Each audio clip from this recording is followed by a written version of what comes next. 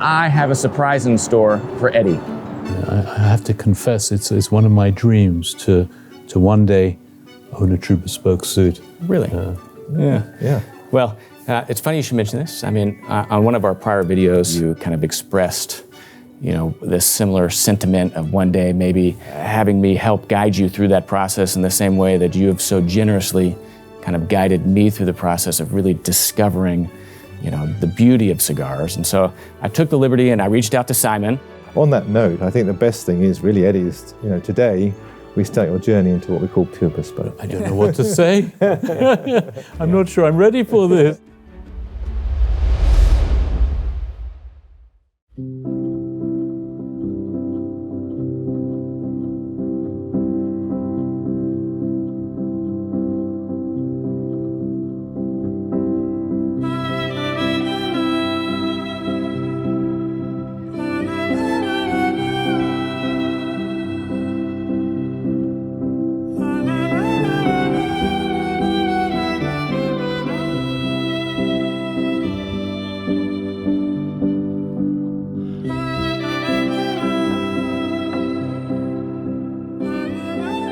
Hi, I'm Kirby Allison, and I'm thrilled to be back here in London on Savile Row, exploring the world of quality, craftsmanship, and tradition. But I'm not here for the first fitting of one of my own bespoke suits. No, instead, I'm here for my good friend Eddie Sahakian's fitting of his first Pure Bespoke suit from Henry Poole. In our last video together, where we surprised Eddie with this project, we saw him select his fabric at Henry Poole and have the measurements taken. Now his pattern has been drafted, the fabric chalked and cut, and a first fitting prepared. So join me as we step inside Henry Poole for the first fitting of his bespoke suit.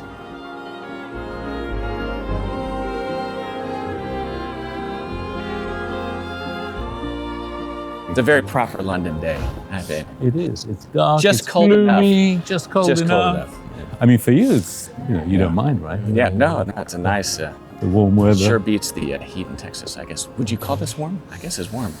This is going towards spring. Yeah. After you. Here we are, Henry Poole. Oh, how exciting! It's wonderful.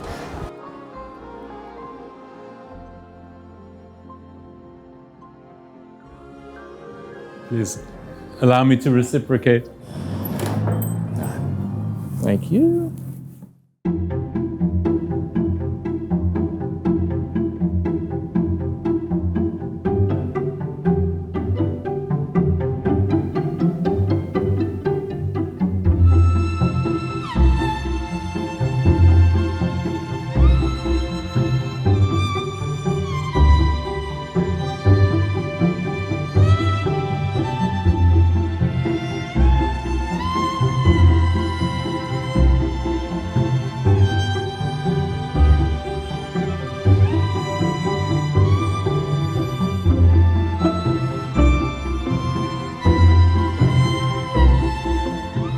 Simon, how are Kirby, you? good to see you. So nice to be back. Yeah, pleasure to be back. Welcome back. Couldn't be more excited. What a pleasure, Good to see you. Simon. Thank Welcome you back. so much.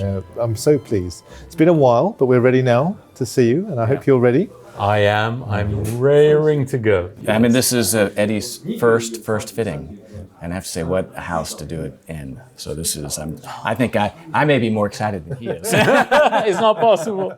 Well, this time, actually, it's lovely to see Kirby just enjoying the moment of being made. Well, yes. I'm savoring this through you, Oh, yes. Exactly. And of course, what Kirby's been through, obviously you're about to go through as well. So there's a lot of rekindling that we can do with Kirby as well. So that's lovely. And you'll see it all. So that's great. It's great.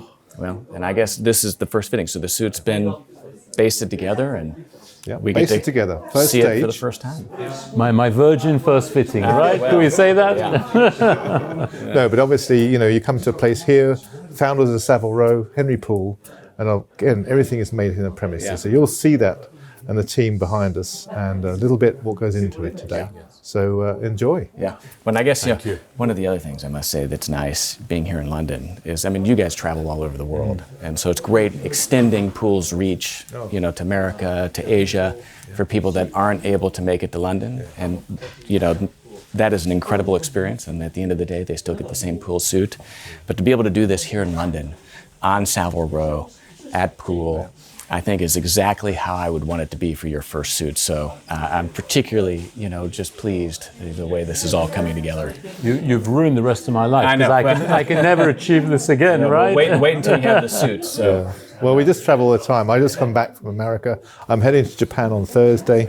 I'm back next week. We've had another trip meantime to Vienna and Frankfurt. Yeah. So it's non-stop traveling, but it's a lovely way to meet customers, them to experience fitting. So it's lovely. Yeah. But it's always special to come to London and see the magic as we have here. Well, thank you. Speaking of magic, can we go see the suit? Let's go make some magic. Yeah, let's do it. Okay, come on through, Daniel. Well, thank you.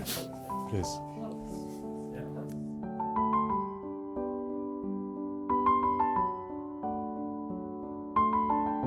Coming on to the back part of Henry Poole, just in the cut room here, we have obviously, we have your suit at first stage. Here it is. Yeah. So this is. Can't believe it. This is what we call the base stage, the first stage. It's all about your posture, how you stand. Mm-hmm. It's very much an open ticket. We can really go into detailing in terms of length, button heights, shoulder angles. All that comes out at this stage. It's a very easy part to change the fabric, change the style. Seeing the suit at this stage, there's always something special about this stage in the process, seeing it come together for the first time. And I have to say, great choice in fabric. Excuse my rookie question, the sort of white stitching on it. What purpose is that? Well, it's called base stitching, and basically it's a tacking stitch. It really holds the core piece of the garment together, and at any one stage it can be pulled out and readjusted. Yeah. So inside you have all the actual padding stitching going on here. You have the canvassing, you have the actual canvassing and the Melton, and then of course underneath here you have the horsehair, which is in between the two items. Yeah. The horsehair gives it that structure. Yeah. And it's real horsehair. It's horsehair, yes. And these components, correct me if I'm wrong, Simon, have really not changed much over the last 100 years. Maybe 200 years. Yeah. What I find so romantic about bespoke tailoring is just the notion that the suit is being made the same way today as it has been for the better part of 200 years. Yes. It's really incredible. Made for you, by hand, the same way. This is, to me, is the magic of Savile Row. I have to say, for me, I'm getting the same excitement as the first time I visited a cigar factory and saw them taking the individual leaves and eventually assembling them into a cigar. I have that same fascination with the garment here. It's quite something. The canvassing is one part, and that's down to yourself. Obviously your chest size, your body size is all part of that canvassing. We can extremely make a stronger canvas for a stronger chest, or we give a little chest, giving you that lovely hourglass look. So that's the part of the body into the canvassing.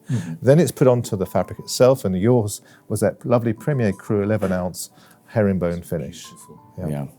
Such great visual texture. It was exactly what we were talking about.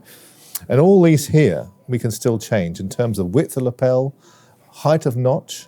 All this is about to be changed today. This is where we're going to see the guidelines. Your button position on the waistline is just here, but again, we can lower it, heighten it. The length of coat is very important too, to give that proportionally on your leg size to body mass. So all these kind of small details, width of lapels as well, width of shoulder. Yeah. This is very much, but already you can see that lovely drape and shape coming into it by the canvassing. Yeah. And if we turn it around, you can see the hollow in the back. It's going to come in through here as well. So you get that three-dimensional shape. If you just curve it to this way here, you can see that being the curve there. Yeah. What's amazing is, again, this is sculpture, at the highest level. And so, of course, Simon and it was Tom, took your measurements, right? They drafted the pattern by hand. But really the proof is kind of here at this first fitting of seeing it come together in the three-dimensionally. But, again, it has to be fit. You have to see the fabric drape. And so this first fitting and the second fitting and multiple fittings is as much a part of the bespoke process as those initial measurements. And, correct me if I'm wrong, but you often say that the fittings are really what give the garment its integrity in terms of validating the fit and seeing the way that fabric, really just kind of interacts with you, on. We also obviously come down to the trousers too. Just beside you here, you'll have your trousers too. And this is also a very key moment. It's also the height, the waist, positioning of the actual balance again of your seat, how that holds. You can see the lovely Selvage edge here tells the story of the actual quality of it, like a good bottle of wine. Yeah. So is this from the fabric? Yeah, or? this is the selvage edge. You see, this decrees what the quality is, what the brand is, what the type of fabric it is. And just like a bottle of wine, it's a good label. So that's I love what it's Premier about. Cru. Yes, it's a great name, isn't it? It's a great name. But that's again, a lot goes into trousers. Yes. You know, sometimes you don't really. You realise what the jackets do, and you realise the work you can see. It's a visual thing with buttonholes, with felling, but you don't so often see what goes into the trousers. And when you see the beautifully made trousers with the lovely felling, again, the attention to detail with the finishing on the fly line, the handmade on the felling on the trousers, all these sort of things make a big difference on the trousers as well. And what you'd also expect to have is the inlays. So of course, with inlays for Savile Row, it's very much to have a good inch Not and a that half. you'll need these, Eddie, but Well, customers one more day. like me. There's always a little change in us at some point in life, and if there is, that's the beauty. Is you just bring this back to change. So a good 1.5 on the side seams, a good 2 inches at the back of the centre back seam, and that's to say that's in the trousers. With the coat, much the same thing. Side seam again, 1.5 at the back, 2 inches. So again, it really is about 4 inches of play in its lifetime of having the suit. That's wonderful. That's inbuilt protection, or not quite insurance. redundancy. Insurance. Insurance is a good word. Insurance. And that's, again, one of the amazing things about Bespoke is, you know, the handwork doesn't exist for the sake of the handwork itself. It really is to add the durability and the longevity to the garment. Yeah. And so the way that the garment is being structured ensures that it's going to look great and last a lifetime. Yeah. And the inlays also help ensure that kind of as your weight kind of ebbs and flows, as it does in all of our lives, that the garment can be let out, taken in, you know, to allow it, you know, that longevity. And the beauty is, Eddie, if we get this past stage, whatever we do to this today goes back to your pattern. In fact, here is your pattern. Yeah. So this is the joy, is that your pattern is here. This is now a piece of history that sits in our vaults. And in here is your body shape. And then what happens is it will be taken through and adjusted. Yeah. And then next time, smaller details will be done to the pattern again.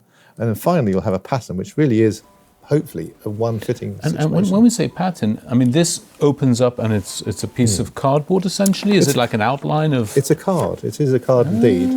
And that's your trouser pattern there. That's your top, that's your underside with the brace trouser coming through.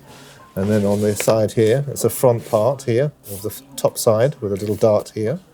And would it be that someone, you know, places this on a fabric and if they cut along the edge, they would have my pattern? Is that how it works? Yeah. Or do these things mean something different as well? No, this is all part of your waist, seat measures, chest measures, all that is on here. That's the place that's inside extraordinary. here. That's the waistcoat here. I mean, this is the permanent record, and it's kind of a living history of the garment itself, because as a customer continues in their bespoke journey, you know, measurements and alterations, you know, will all be indicated on your pattern.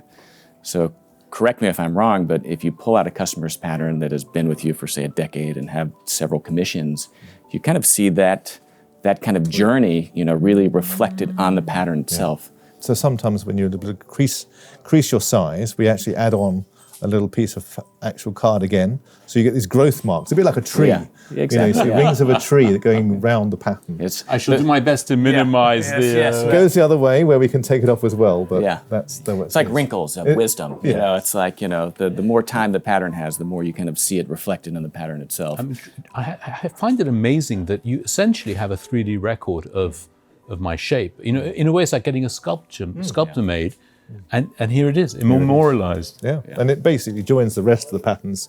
We have about 5,000 patterns sit here at Henry Poole with our customers through the ages, and you know, whether we see them every year or every 5 years, they come back and obviously measure them again. Yeah. Do you ever get the next generation? You know, one day if my son, if I'm no longer here, and my son sort of wants to remember me, would he be able to come and sort of look at my pattern? Of course. I mean, that's just what we do. And to be fair, sometimes the family asks for the pattern back. When we hear the sad news, it's a nice thing sometimes that actually people ask for the pattern for the family member, which I think is a nice thing. Well, and I mean, don't you also have, you know, family members coming in where, you know, maybe, you know, they inherited a suit from a father or a grandfather and they have it altered, you know, to fit.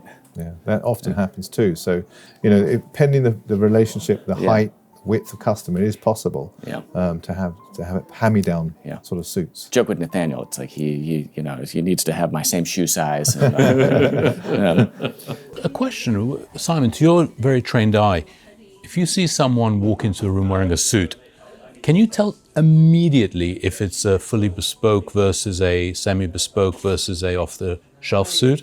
And what do you notice that tells you that? Yeah. So I think typically you spot. Yes. And you're in an airport, in a club, as you start to notice everyone's suits. And of course your eye is permanently looking at suits. Yeah. And you start looking at the shoulder line, you're looking at the gorge, you're looking at the edge stitching, and these hand buttonholes obviously give it away. And this is very much what really suits are about. And proportionally, you can start to see that the tailoring has been happening on the construction of the suit to get it right. So your eye detail goes straight to usually the buttonholes, the finishing, the shoulder line, and then you start to look at proportionally how the suit lies with that customer.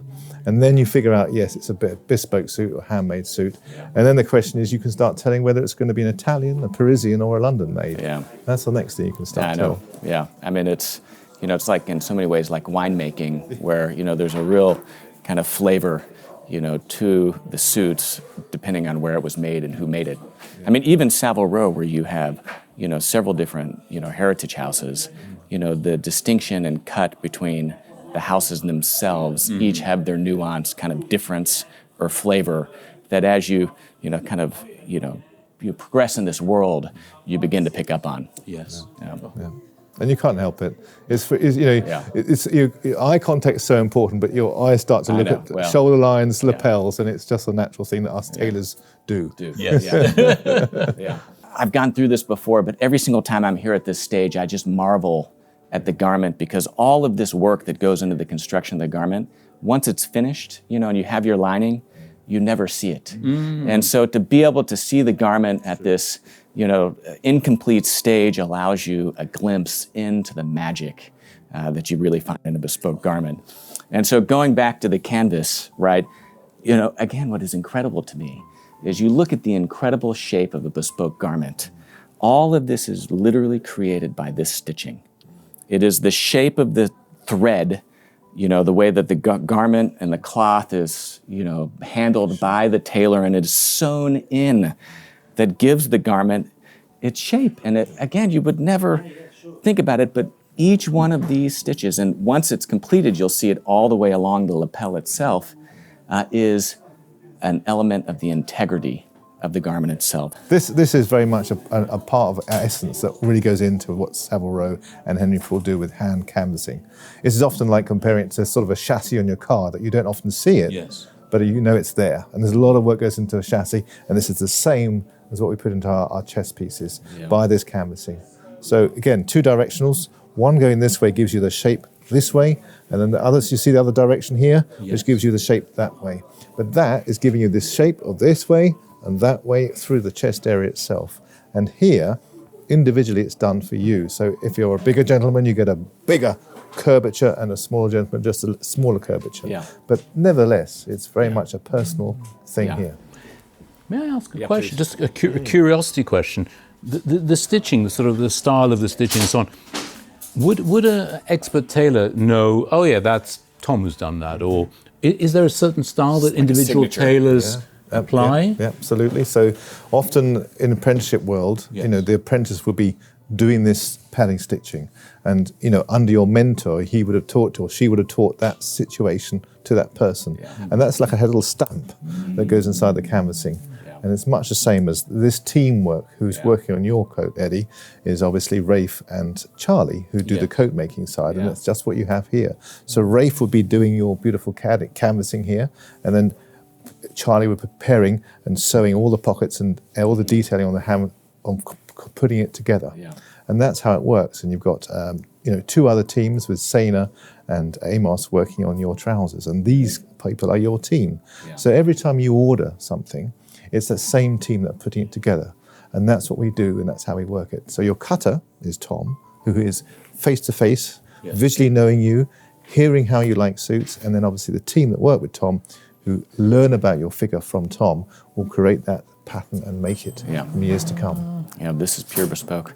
And again, it's those 1,000, pad stitches is what gives the garment its incredible durability, so that you can throw it in the back of your car, you can hang it on a cheap hanger, not a hanger like what you'd get from Kirby, Allison. But that integrity is, again, what ensures the reliability that every single time you pull your bespoke Henry Poole suit out of the closet, you can trust that it's going to look beautiful. And it's that handwork that allows that durability to persist in the garment as you live in a garment. Like, it doesn't have to be, you don't need kid gloves, for your bespoke suit. I mean, you don't want to abuse it, but at that same time, it doesn't need to be treated as though it's some precious thing that, it's meant to be worn, it's meant to be lived in, and it's meant to look great throughout life. You will find, hopefully, there's a feeling of just nothingness to your constraints. It's something you put on, and it just works with you. And every movement you make, every turn, every lift, every position, you shouldn't feel any sort of tightness or looseness or binding. It's just natural. You. Yeah. A good friend and mentor, told me that, if your tailored clothing isn't the most comfortable clothing that you wear, it's not because it's a tailored garment, it's because it wasn't made properly. This will be the most comfortable thing that you could possibly put on once it's fully made. When I get into bed wearing my I know. Well, Henry Poole suit, my wife may object, but it's not quite pajamas. Yes, Eddie, we want you. But they can make those for you as well. Wonderful. Exactly. Well, it'll be very important to test how my cigar arm functions. We always say, let's look clean at the back, but at least you can raise a glass or have a cigar. That's what we need. Yes. Wonderful. Well, let's come through. Yeah. Let's go and fit it. Yeah. Okay. Exciting. Come through. This is pretty exciting. Thank you very much. So, Eddie, you remember Tom? Of course. How are you, Tom? Good to see you Lovely again, to sir. see you. Thank you. Welcome back. Thank you so much. Very excited. Here's your suit. So, Brilliant. let's go through. Thank you very much, Simon. Okay. Tom? Well, here we are. I was telling Eddie earlier, this is Eddie's first fitting.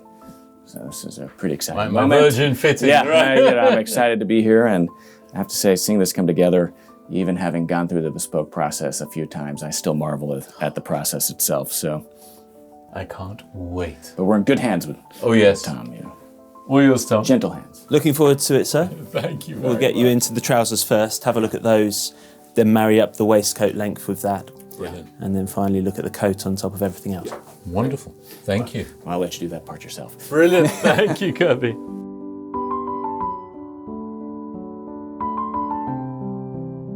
So, well, here we go. The trousers have to say, you're looking Okay. smart. So we're slightly, we're given us a slight bonus by the Mic pack. microphone pack there.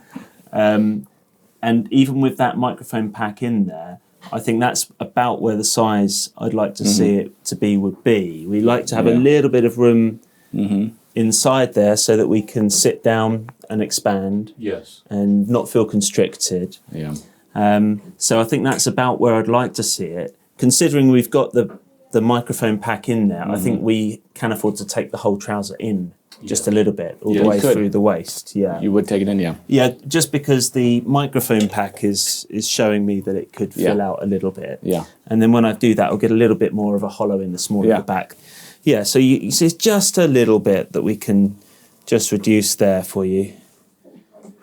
Yeah, one of the things that, again, Eddie, that I think is an important note, since you're cutting these for braces, is really, allowing room. The hesitancy is to not allow enough room because it feels too loose in the waist. But, these are cut for braces, especially with this high back. Yes. I mean, this is the pinnacle of comfort, is having it so that the trousers are hanging from your shoulders versus ever gripping on the waist.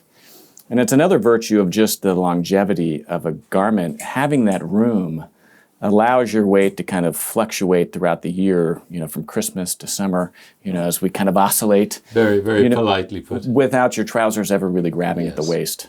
Yes. Would you agree with that, Tom? Absolutely, yeah. But with these, we can certainly just reduce it a little bit through the waist and the seat and still keep a nice line from the seat down. The fronts look very clean. There's nothing going to be pulling over the top of the legs where gentlemen are often strong, just here. Yeah. And that looks like it's going to be a clean run down. Yeah. So that's not a bad start. I think we've got the braces in a good position. And with that in mind, I then look at the length. Yeah. If I determine that this is where they're going to sit, I think the length for me is good. There's a nice break and they're covering the back of the shoe well. You start to stride around and then you might obviously see a little flash of sock, but it's not going to be swinging around your ankle. Yeah. So for us, that's how I like it. Very much personal preference.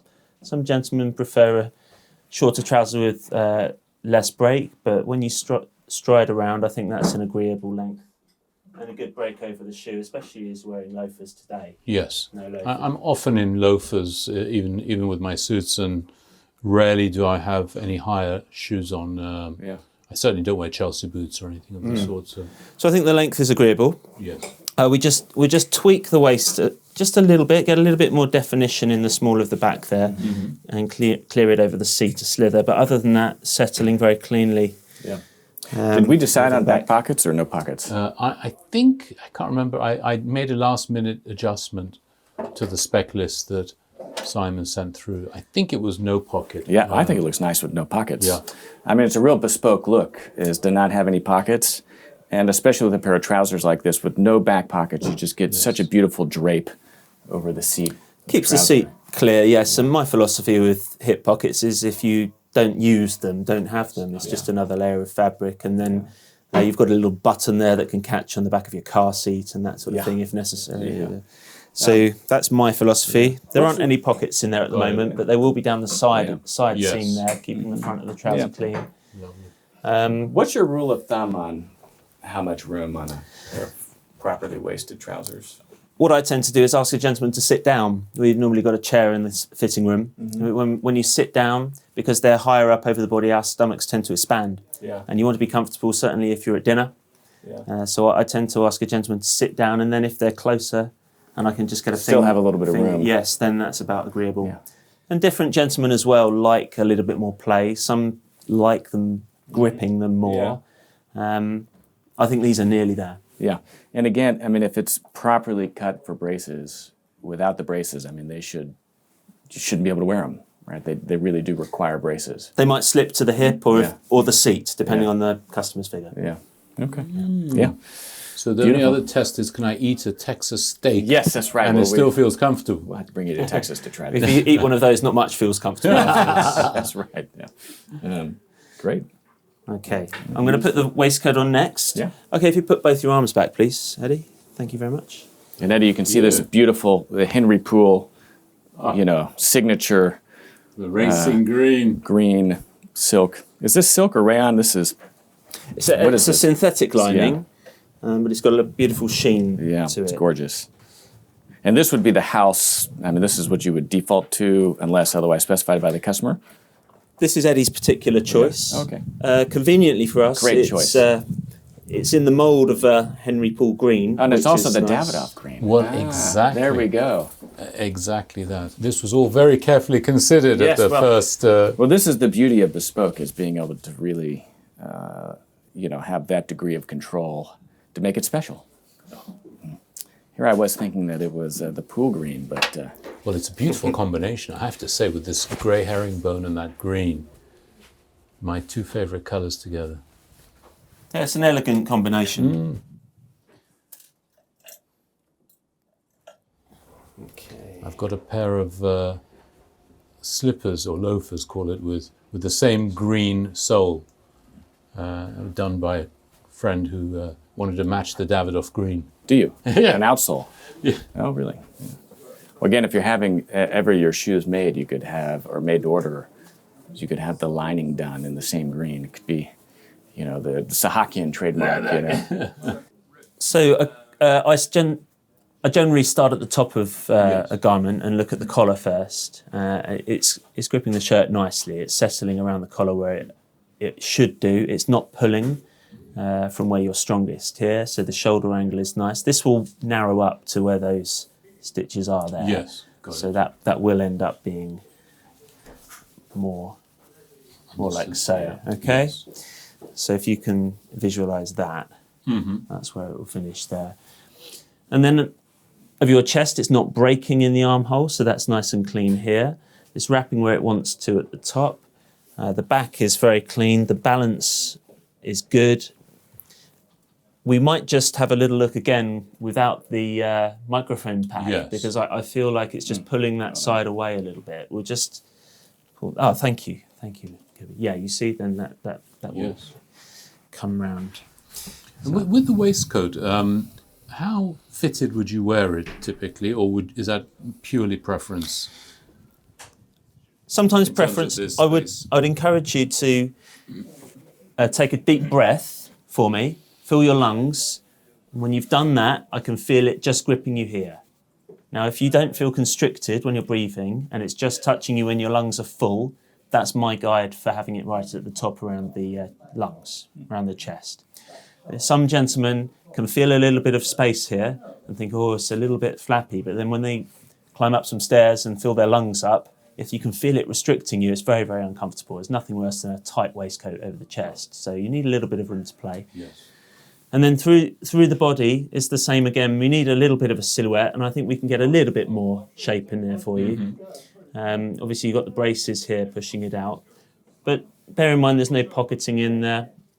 And then when I've come through there, which is not bad, it's on the hips. It's moving over the hips nicely. But we are going to take the trousers in, and I think we could probably nip that waistcoat in just a little bit at the bottom. It's hanging straight now that microphone pack is out. It's hanging straight like it should do, and then it should kick out over the hips a little bit, which it is doing, but I think we can accentuate that a bit more. It's sitting nice at the front, and then the length I look at. If we are sure that we've got the waistband of the trousers in the right position, that last functional button here, I like to see hitting around about the seam of the waistband of the trousers. Got it. Eliminates the risk of flashing shirt when you're Yes. riding it up. And then at the side as well, we don't want to see shirt at the side, so we have a little vent at the side of the waistcoat there, and that's on the waistband seam of the trouser as well. It's on the edge, I'd say, of being a slither long, the waistcoat. We could probably just shorten it up just a little bit, and I'll just give you an indication by hoiking it through the shoulders. But if I just shorten it a slither, I think it will elongate your legs and keep your body looking strong. So it's only a slither, but I'll do that for you. In general, the size, the silhouette, and the balance is good. Yeah. So that's a good start on the waistcoat. And then eventually it'll have the pocketing or the whatever it is for the chains and so on. You'll have 2 pockets each side, as indicated there. And we'll have an extra vertical buttonhole that you can pass the Wonderful. pocket watch through. What a touch.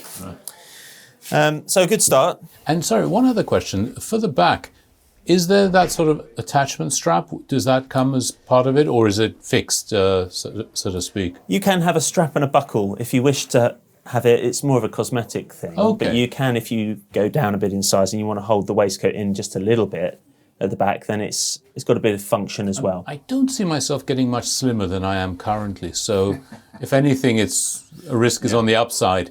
So I'm happy to, Yeah, I mean, again, I think bespoke, it should be cut perfectly. So you wouldn't necessarily need that. I like that. Yeah, and good. if any adjustments are required, I mean, the beauty of being here in London is you could just run it down and, have any adjustments. So we can forego having a strap and a buckle on the back. I find the buckle as well, it's another... Bit fiddly. Yes, and another risk of catching on a lining or the back of a chair or something like this. Yes, got it. So I agree. we'll forego that. Perfect. And then we'll move on to the coat. But in general, good start.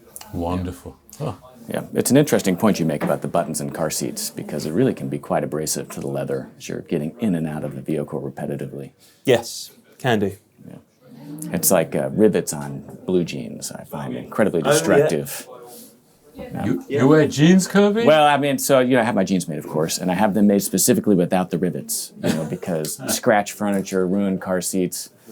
I call it my dress denim, Yeah. Well, I guess do the honors. This is exciting. I mean, to see it come together.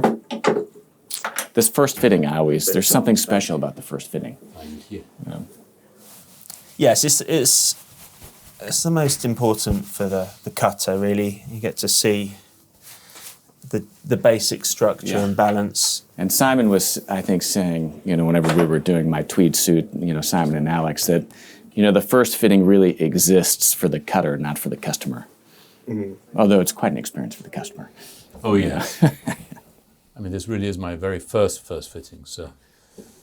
I mean, the suit hardly needs any additional work. It looks perfect. Oh, gosh. Well, we're working with a good Can I take my figure watch already. off? No, we can work. No, you want the watch on, because it's... Just trying to get an indication as to where the shirt will be. Yeah. Okay, just relax.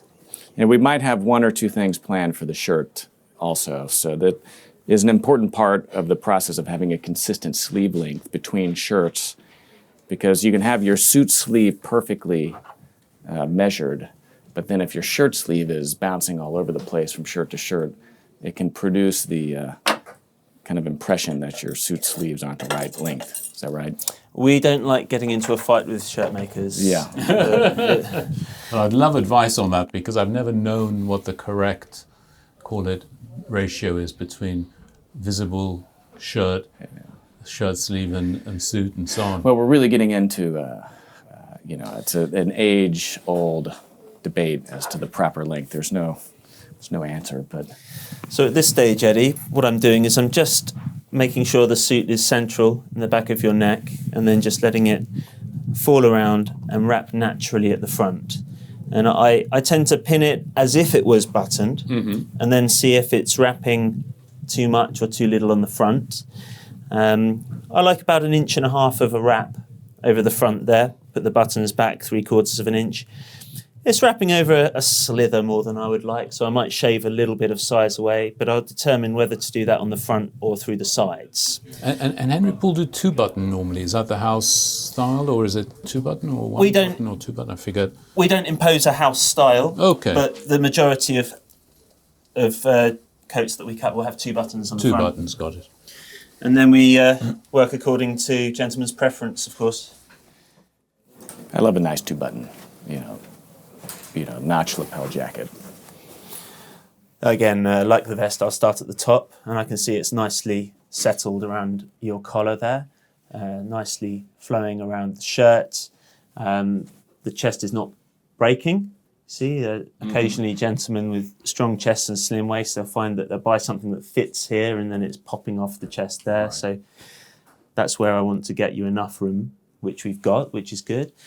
Shoulder angle is fine. The width, I think, is just right, because I can feel your arms here and it's falling elegantly from the side there. It's wrapping a little bit generously on the front, but I don't want to take it off the front there. I think we can probably, like with the waistcoat, we can just pull it back a little bit in the sides and give you a bit more shape, a bit more pop. So. Yes, wonderful. Yeah? But it's good across the shoulders. It's going to drape beautifully there, giving you the room to move. Mm-hmm. But where you don't need that excess shape, I can take it away. And then I'm just looking through the side of the coat to look for any indications of a long or short front or back. The balance looks fairly good. And I think when we take that in the sides, I think it will just sharpen up the whole silhouette. And then working our way down, when I've done that, we'll have just another look at the length. And the last thing that I look at is the length of the sleeves. Mm-hmm. And generally, if it's the first thing the customer looks at, it shows that the rest of the suit doesn't have any major disasters in it, which is good. And conversely, if I've had a personal disaster with the cutting, I go straight for the sleeve lengths and focus the customer's mind there while I wonder what I'm going to do with the shoulders. And in this case, you've given me a good head start, so thank you for that. But I can just pull a little bit of the excess cloth through the side of the jacket, and I think that will just make you feel like it's just hugging you a little bit more, but still leave you that room to move. Wonderful. And I think I can do it through the whole coat and just lock it on. You can just see it, just pull it just a little bit under there, but leave all that room in the shoulder and across the back, which is imperative for the movement. If you want to go and hail a cab or raise a glass to your mouth. Cigar. That's, well, of course. Cigar and a glass. That's right. Then See, I think we'll leave the back and just pull that side through on the front.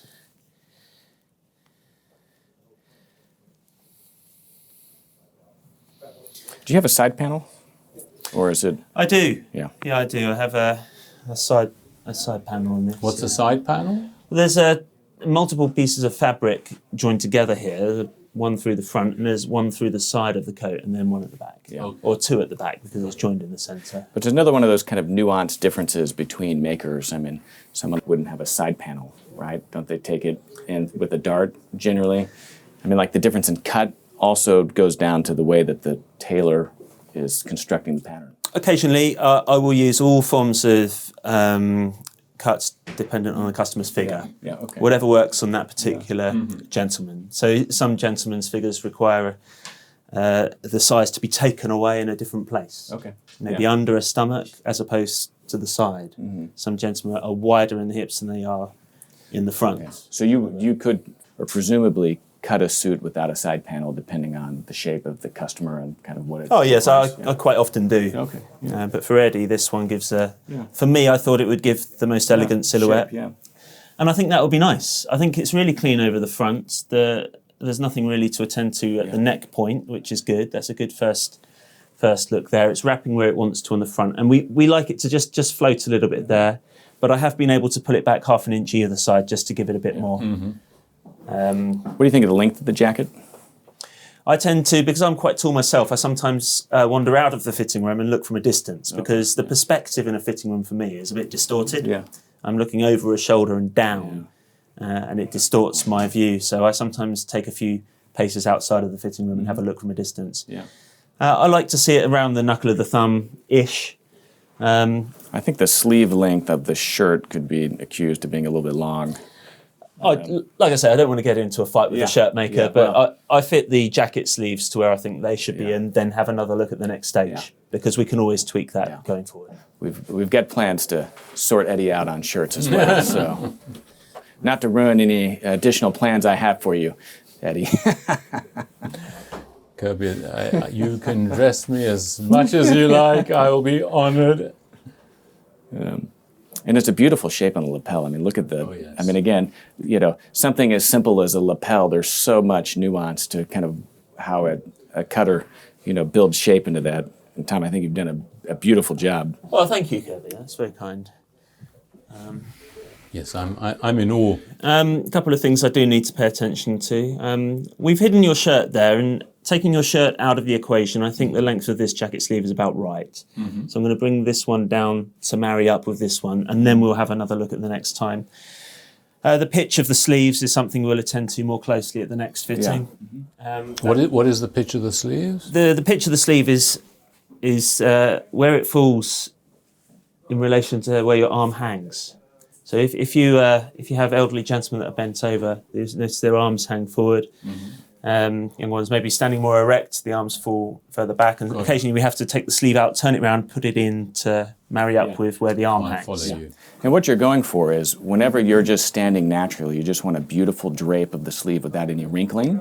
And the pitch of the sleeve is really kind of what determines that. So, if you were to naturally kind of be like this, you'd see all this wrinkling because the pitch of the sleeve's not correct. And so again, a bespoke garment, one of the hallmarks is that as you just kind of stand naturally, is that it's just going to drape it beautifully. There's going to be no wrinkling, no pulling, and it's that, I don't know how you would describe it. I mean, it's that beauty that really kind of is one of the hallmarks of a great suit. Occasionally you have a little look under the lapel there. You can see occasionally some telltale sort of drags and pulls and ripples, but that's sitting cleanly over your chest. From the neck point without it buckling. I think that's a pretty good. But that one there is sitting nice and cleanly. I'm happy with that. So there's nothing too tight or too loose anywhere. So the general structure of this is a good start. Like I say, we just bring it a little bit closer to the body all the way through, as we are with the waistcoat. Lengthen this sleeve, and that's a pretty good start. Yeah. What about, I find that, this is draping beautifully, right? And as you kind of pointed out, like one of the problems is you can fit it here, but then this pops out. I often find that if you put a pocket square in, depending on how bulky that is, it can also kind of throw that open. At this stage, are you accounting for that to allow a little bit of extra drape or room here in the chest so that, I mean, Eddie, do you wear pocket squares? Not often, but Okay. I'm beginning to. Yeah. You know, I don't have the confidence to pair pocket squares the way you or Simon do, but I'm learning slowly. Or Nick. Or Nick, yeah. Well, we always cut with a bit of drape in the chest, in the front. Not excessive, because we're finding gentlemen like a cleaner cut to the front. But we always leave a little bit of room in there, and that will accommodate maybe a wallet or a telephone. Yeah. If I have some gentlemen who really load up their pockets with diaries, multiple phones, heavy wallets, and in that case it can pull the fronts of the jacket further away, and in that case you might need a little bit more room on the front, and therefore a bit more over the chest, and it allows you to keep the silhouette but accommodate this without bulging. So that's something I generally ask when I'm selling a garment. You get an indication of what a gentleman carries regularly, and then work around that a little bit. For Eddie, the regular amount of drape that we've got in this chest would accommodate anything he needs. Yeah. And then you've got the cigar pockets, right? We kind of worked through all that. Yes. Those won't be in yet, right? My telephone is always on the right side, little pen, cigars. I guess in the Use both second fitting, sides. you know, once you have the lining in and the pockets, will that be something that you validate at that stage, as say fill your pockets as you would? Yes. Yeah, I occasionally ask gentlemen just to check that they can accommodate their paraphernalia. No problem. But at this stage, it's more about the general balance, sizing, structure. And talk through balance just real quick. Still, there's so much for me to learn, and that balance is one of those, you know, really important but slightly technical. Well, think about it as two lengths. The length of the front of the coat relative to the length of the back. Okay. If a coat is short of balance, it generally refers to the fact the back is short. So if I pinned out, for sake of example, a chunk of length in the back of that coat, you can see it riding up at the back there and rippling. And that's an indication that it's too short of back balance. And that's the relative length of the back to the front. So it's kind of the pitch of, so I guess again, like maybe we lack the perspective right here, right? So Eddie would, you know, you take him outside and let him stand at a distance. But if we're looking at it from the side, you've got kind of the visual balance where the fronts relative to the backs are level. Yeah, occasionally we'd like to see the fronts just slither down a little bit. Longer just, than the back. Yeah, for the optical illusion of it. But generally, yes, especially on an overcoat, for example, you'd occasionally measure to the floor, to the front hem of an overcoat and the back. Okay. And it's also indicated by whether the front of the coat is pulling away. There's a few things that affect. There are domino effects to certain changes in a fitting. Balance is one of the first things you look at. If you get the balance right, then you can get the size right. And you're talking about room in the chest. Reason it pops off here is sometimes gentlemen who buy ready-to-wear clothing will buy something that fits them in the stomach, and they're nice and trim here, but they've been in the gym and they're working out and bulking up in the chest. So they're more concerned about it fitting them where they feel like they've done the work to remain trim, but they don't have the room here. And that can look a little unelegant. So we do occasionally have to train gentlemen in that situation to feel like comfortable having it drape over the front of their body. It's like with trousers, I would imagine. You know, the moment you kind of bring someone over to the dark side of full, high-waisted trousers cut with room. You know, there's a certain amount of getting used to not having a grip at the waist that might feel a little uncomfortable at first. That's right. And when you've got used to having trousers hang from the shoulders, you never have to pull them up again. You never have to worry about where they are. The awkwardness with wearing braces in that scenario is sitting down if they feel like they're restricting you. But if I'm eating, I occasionally just pop them off my shoulders. I wonder if that's one of the things that disappeared as everything went ready to wear, as you could no longer, really build that degree of customization into the trousers to accommodate for high-waisted trousers cut with braces. I mean, it's been one of the most significant, I don't know what you would call it, kind of progressions or evolutions of just my personal preferences is finally experiencing proper high-waisted trousers. I mean, that are cut correctly. Yeah, it's yeah. easy to fit something that doesn't fit well with a good belt, isn't it? Yeah. So Well, or high-waisted trousers that don't have enough room. I mean, a number of times I've had something made to measure maybe where it's, I want them cut for braces and it's still grabbing at the waist because, they didn't want to put enough room in. But once you finally hit it done properly, I mean, it really is such a significant additional amount of comfort. I think it looks great. It's pretty exciting. I love it. it's a good start, Eddie. Leave it with me. I'll get it ripped down, recut everything I need, get it back in the workshops. Yeah. Thank you. Tom, I'm going to call you Donatello from now on. We Tomatello. Wow, great work, beautiful. Yeah. Thank you very much. I'll get it back in the workshops. Yeah. Brilliant. I mean, I'm floating on clouds at the moment. I have to say, being able to experience this as an observer has been a pleasure for me as well. Simon, I think Tom has taken great care of us. The suit is beautiful. Oh, yes. And, it's just coming together as I would have expected, which is perfectly. Well, that's the first fitting, Eddie. So really, this really is the start of the journey, and it really is the point where hopefully the big details have been taken note today. All the balance, the posture, the length, that gets now back onto the pattern, and then the next stage will be more the shape and the drape, the smaller details, and then get back to the pattern again. And this is all the part of the real bespoke work that we do. Yeah. And it's very much a one-to-one. It's the enjoyment. I don't know why in my mind I thought it was going to be a tortured process of hours of prodding and poking, and actually Tom made it seamless, truthfully. And his advice, and of course Kirby's advice as well, and your own, Simon, has made it so easy for me.